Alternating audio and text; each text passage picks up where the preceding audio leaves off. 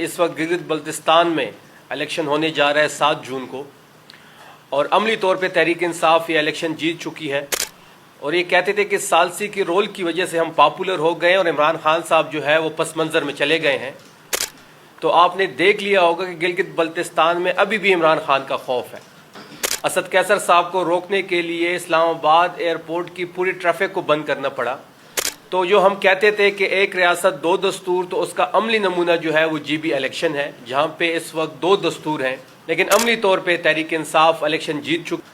लेकिन अवाम जो है वो इमरान खान साहब के साथ जुड़ी हुई हैं। 3 साल से वो जेल में हैं। 3 साल से ना किसी ने तस्वीर देखी, ना आवाज़ सुनी। तो अवाम फैसला कर बैठी है, हमने सिर्फ अपने वोट का तहफ़्फ़ुज़ करना है। उसके मैकेनिज़्म पे हम काम कर रहे हैं, अपनी उम्मीदवारों से राब्ते में हैं, और उसके लिए हम हर एक लाएअमल अभी से दे रहे हैं कि अगर हमें रास्ते बंद करने पड़े, हमें गिलगित बल्तिस्तान को पूरा बंद करना पड़ा, हम बंद करेंगे। पंजाब की हुकूमत हमारी थी, हमसे छीनी गई। फिर इसी तरह आपने देखा होगा कराची की 20 में से 19 सीटें हम जीत चुके थे फॉर्म 45 पे। हम भरपूर कोशिश करेंगे कि एक हम अपने मैंडेट का तहफ़्फ़ुज़ यकीनी बनाएं। दूसरा, ये लेवल प्लेइंग फील्ड की बात करते हैं, वहाँ पे हमें प्लेइंग फील्ड इस वक्त अवेलेबल नहीं है। मुज़म्मिल साहब ने काफ़ी डिटेल्स में जो इकनॉमिक कंडीशन है, जो बजट के हवाले से खैबर पख्तूनख्वा के साथ एक इम्तियाजी सलूक इख्तियार किया गया है, उस पर काफ़ी डिटेल फिगर्स आपके सामने रख के पूरी डिटेल्स आपको बता दी।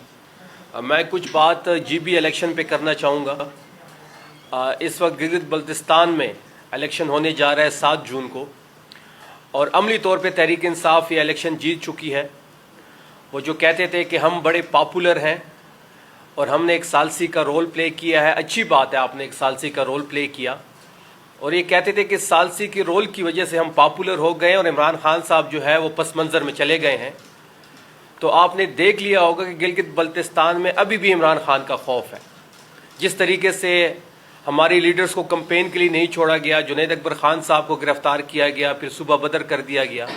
असद कैसर साहब को रोकने के लिए इस्लामाबाद एयरपोर्ट की पूरी ट्रैफिक को बंद करना पड़ा। सलमान अकरम राजा साहब को कल इंटर नहीं होने दिया गया। पंजोता साहब उनके हमरा थे, उनको इंटर होने नहीं दिया गया। तो जो हम कहते थे कि एक रियासत 2 दस्तूर, तो उसका अमली नमूना जो है वो GB इलेक्शन है, जहाँ पे इस वक्त 2 दस्तूर हैं। एक कवानीन PTI के लिए है और दूसरे जो कवानीन है वो दूसरे पार्टियों के लिए है। लेकिन अमली तौर पे तहरीक इंसाफ इलेक्शन जीत चुकी है।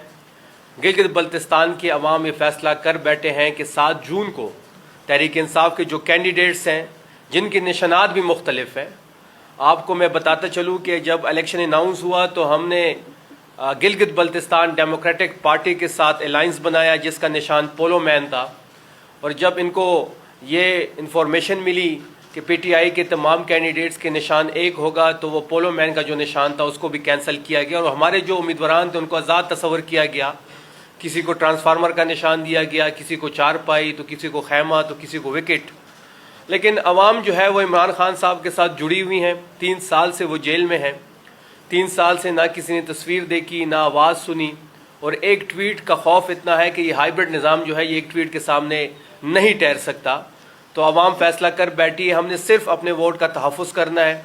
उसके मैकेनिज़्म पे हम काम कर रहे हैं, अपनी उम्मीदवारों से राब्ते में हैं कि आपने अपने वोट का तहफ़्फ़ुज़ यकीनी बनाना है। फॉर्म 45 की जो रिज़ल्ट्स हैं उसको फॉर्म 47 पे कन्वर्ट करने हैं, और उसके लिए हम हर एक लाएअमल अभी से दे रहे हैं कि अगर हमें रास्ते बंद करने पड़े, हमें गिलगित बल्तिस्तान को पूरा बंद करना पड़ा, हम बंद करेंगे।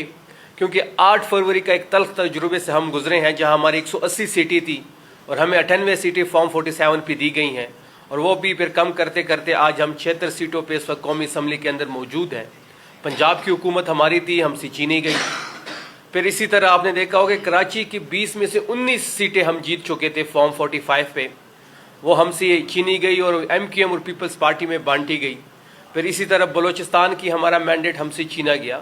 तो हम एक तख्त तजुर्बे से होके यहाँ तक पहुँचे हैं, हमने बहुत कुछ सीखा है उस तजुर्बे से।